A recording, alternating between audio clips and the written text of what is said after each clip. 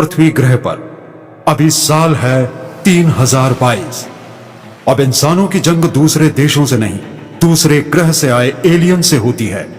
और जंग में इंसानों की ओर से लड़ते हैं लोहे के बने बड़े बड़े रोबो सोल्जर्स। इन रोबो सोल्जर्स के अंदर एक पायलट बैठता है और युद्ध में उन्हें कंट्रोल करता है। मेजर विक्रम मेहरा भी ऐसे ही एक पायलट है और उन्हें यकीन है कि डीएनए एबिलिटी टेस्ट में उनके बेटे शौर्य को भी पायलट ही चुना जाएगा। पिछली 9 पीढ़ियों में उनके परिवार का कोई भी मर्द इस टेस्ट में रिजेक्ट नहीं हुआ था। बस इसलिए मेजर विक्रम मेहरा हर दम जोश में रहते हैं।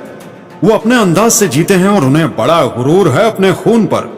दूसरी तरफ उनका बेटा शौर्य है जो 1 नंबर का आलसी और निकम्मा है।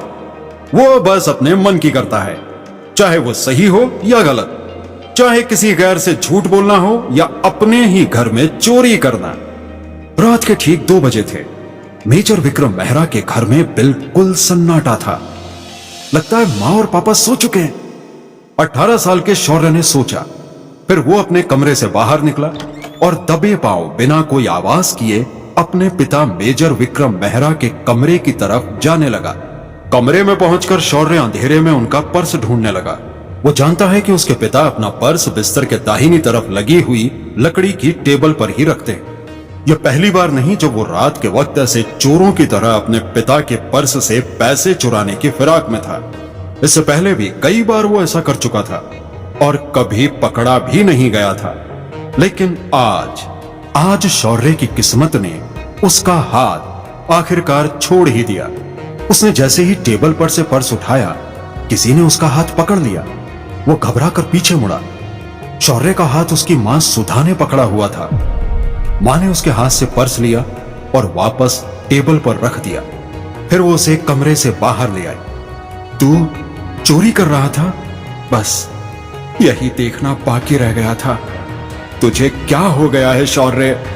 मां ने दुख भरे लहजे में कहा। शौर्य नजरें झुकाए चुपचाप खड़ा हुआ था। वो सोच रहा था कि मां से सच कैसे कहे। उसकी मां सुधा ने बेटे के जवाब का इंतजार नहीं किया और फिर से बोली, तेरे पापा ने कितनी बार मुझसे पूछा कि शौर्य अपनी लाइफ में सीरियस कब होगा, वो लाइफ में बनना क्या चाहता है। अब क्या जवाब दूं उन्हें कि मेजर विक्रम मेहरा, आपका बेटा जिसका नाम हमने बहुत उम्मीदों के साथ शौर्य रखा था, वो तो चोरी करना सीख गया है, तो अब लाइफ में चोरी बनेगा। शौर्य ने नजरें ऊपर की ओर देखा कि मां की आंखों से आंसुओं की धारा बह रही है। उसने आगे बढ़कर मां से माफी मांगी और कहा, मां, मैं अपने लिए चोरी नहीं कर रहा था। वो कल मेघा का जन्मदिन है और मैंने उससे वादा किया था कि मैं उसे ट्रीट दूंगा, तो बस उसी के लिए। और आप ही तो कहती हैं कि अपना वादा हमेशा पूरा करना चाहिए। मेघा का नाम सुनकर मां का गुस्सा कुछ कम हुआ। वे जानती हैं कि मेघा रॉय बहुत ही होनहार लड़की है। वो हर चीज में अव्वल है। सुधा ये भी जानती है कि शौर्य मेघा को कितना पसंद करता है और उन्हें यकीन है कि उनके निकम्मे बेटे को मेघा ही सही लाइन पर ला सकती है। कितने पैसे चाहिए तुझे? मां ने पूछा।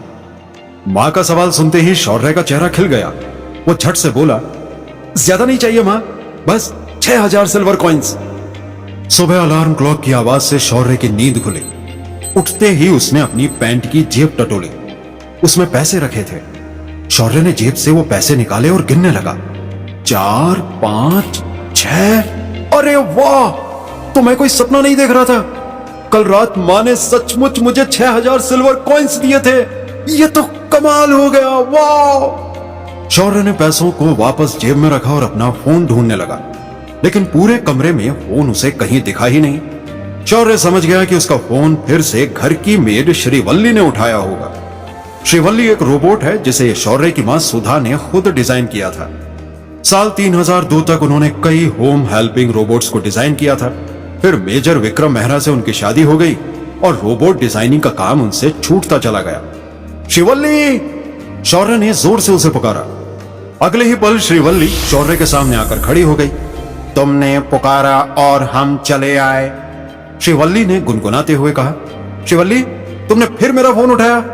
शौर्य बोला।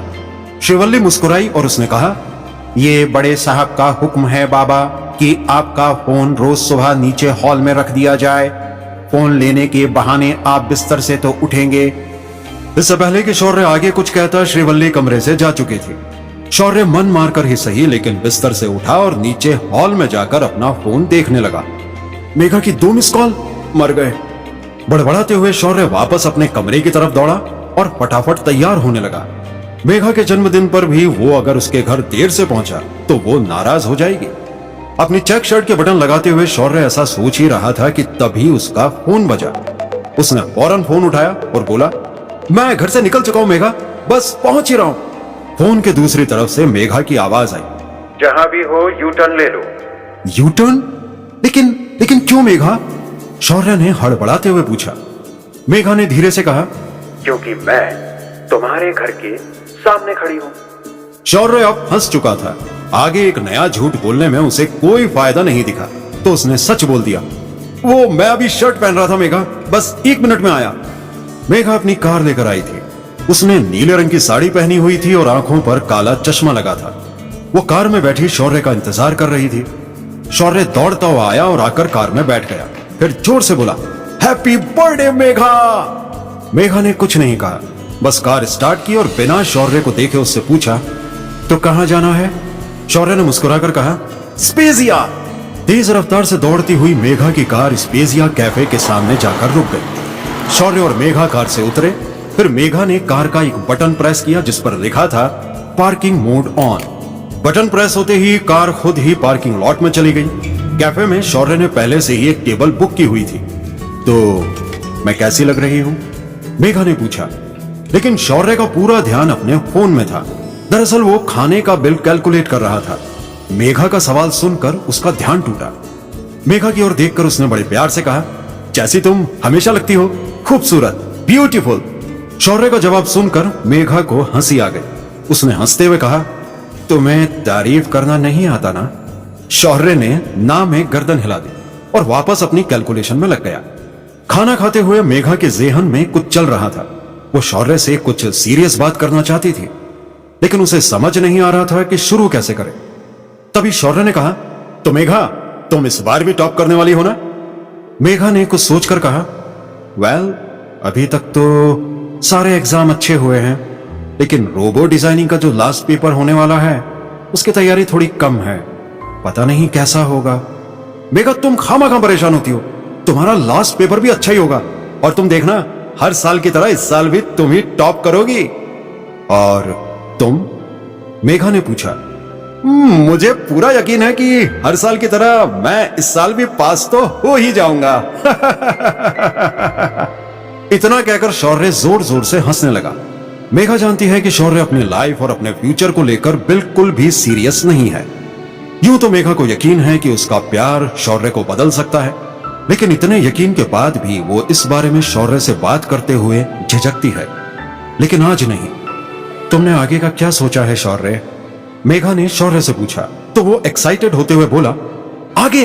वेल, आगे हम लोग डिजर्ट खाएंगे और फिर पिक्चर और उसके बाद लॉन्ग ड्राइव। मैं तुम्हारे डीएनए एबिलिटी टेस्ट की बात कर रही हूं शौर्य। आज या कल में ही तुम्हारा रिजल्ट आने वाला है। तुम जानते हो, लास्ट वीक मेरा रिजल्ट आया था और नेक्स्ट मंथ से मैं पायलट ट्रेनिंग एकेडमी ज्वाइन कर लूंगी। लेकिन तुमने क्या सोचा है? अगर तुम रिजेक्ट हो गए तो तुम क्या करोगे? मेघा ने सीरियस होकर कहा। रिजेक्ट? ये शब्द सुनते ही शौर्य का चेहरा गुस्से से लाल हो गया। वो तेज आवाज में बोला, मैंने तुमसे पहले भी कहा है मेघा, मेरे सामने ये रिजेक्ट शब्द मत बोला करो तुम। शौर्य का ऐसा रवैया देखकर मेघा को भी गुस्सा आ गया। वो भी गुस्से से बोली, तुम्हारी प्रॉब्लम क्या है शौर्य? मैं सिर्फ तुम्हारा भला चाहती हूं। तुम्हें प्रैक्टिकल होने के लिए कह रही हूं और तुम मुझ पर ही चिल्ला रहे हो। तुम्हारा ये ओवर कॉन्फिडेंस तुम्हें ले डूबेगा किसी दिन। अरे मेघा, मैं तो कब का डूबा हुआ हूं यार तुम्हारे प्यार में। फॉर गॉड सेक शौर्य, कभी तो सीरियस हो जाओ। मेघा ने जोर से चीखते हुए कहा। कैफे में सभी लोग उन दोनों को देख रहे थे। शौर्य ने मेघा को शांत करने के लिए कहा, देखो मेघा, सब लोग हम ही को देख रहे हैं, यहां तमाशा मत करो यार। तमाशा? मैं कर रही हूं तमाशा? फिर तो मुझे यहां से चले जाना चाहिए। इतना कहकर मेघा वहां से चली गई। मेघा के जाने के बाद शौर्य ने अपने दोस्त मन्नू को कॉल किया। मन्नू, कहां है तू? और कहां, यही हूं अपने अड्डे पर यार। कुछ देर बाद शौर्य एक पुरानी फैक्ट्री के सामने खड़ा था। सालों से खाली पड़ी इस फैक्ट्री को मन्नू और शौर्य अपना अड्डा बताते। शौर्य अंदर पहुंचा। मन्नू ने उसे देखा तो मुस्कुराते हुए बोला, तो मना ली मेघा के जन्मदिन की बिलेटेड पार्टी, लेकिन तू इतना जल्दी क्यों आ गया यार? शौर्य ने कुछ नहीं कहा। वो चुपचाप आकर एक कुर्सी पर बैठ गया। सामने एक पुराना रेडियो रखा था। शौर्य ने वो रेडियो बंद कर दिया। मन्नू समझ गया कि उसका दोस्त अपनी गर्लफ्रेंड से झगड़ा करके आया है। मन्नू पास रखी दूसरी कुर्सी पर आकर बैठ गया। कुछ देर तक दोनों दोस्तों के बीच कोई बात नहीं हुई। फिर मन्नू ही बोला, तो क्या कहा मेघा ने? वही यार मन्नू, आगे क्या करने का सोचा है? Life, future, DNA ability test में सेलेक्ट नहीं हुए तो आगे क्या करोगे? मुझे नहीं करना यार कुछ भी। और मैं शौर्य मेहरा हूं यार, मैं क्यों सेलेक्ट नहीं होऊंगा? शौर्य आगे कुछ कहने वाला था कि तभी उसका फोन बजा। ये मां की कॉल थी। वो घबराते हुए बोल रही थी, हेलो बेटा, बेटा तू अभी घर मत आना, तेरे पापा बहुत गुस्से में हैं। शौर्य अभी कुछ कहता उससे पहले ही फोन कट गया। उसे कुछ समझ नहीं आया कि घर पर ऐसा क्या हो गया जो मां उसे घर आने से रोक रही है। उसने मन्नू से कुछ नहीं कहा, बस वो फौरन उठा और घर की तरफ चल दिया। कहां है वो निकम्मा है कहां? शौर्य के पिता मेजर विक्रम मेहरा अपनी पत्नी सुधा पर चिल्ला रहे थे। तभी शौर्य अपने पिता के सामने आकर खड़ा हो गया। उसने घबराते हुए पूछा, क्या हुआ पापा? आप मां पर क्यों चिल्ला रहे हैं? शौर्य को अपने सामने देखते ही मेजर विक्रम मेहरा का गुस्सा और बढ़ गया। उन्होंने बिना कुछ कहे शौर्य के गाल पर एक जोरदार तमाचा जड़ दिया। विक्रम मेहरा का यह रूप देखकर सब लोग सन्न रह गए। वो तेज आवाज में बोले, तेरे डीएनए एबिलिटी टेस्ट का रिजल्ट आया था मेरे ऑफिस में, तू रिजेक्ट हुआ है, रिजेक्ट। अब तू कभी पायलट नहीं बन सकेगा। अपनी पूरी टीम के सामने मैंने तेरा रिजल्ट ओपन किया था। आज सब लोगों के सामने तूने मेरी नाक कटा दी। और सुधा, तुम जानती हो मेरी पीठ पीछे उन लोगों ने क्या कहा? उन्होंने कहा कि शौर्य मेरा खून नहीं है। अब तुम ही बताओ, ये निकम्मा मेरा बेटा है भी या नहीं?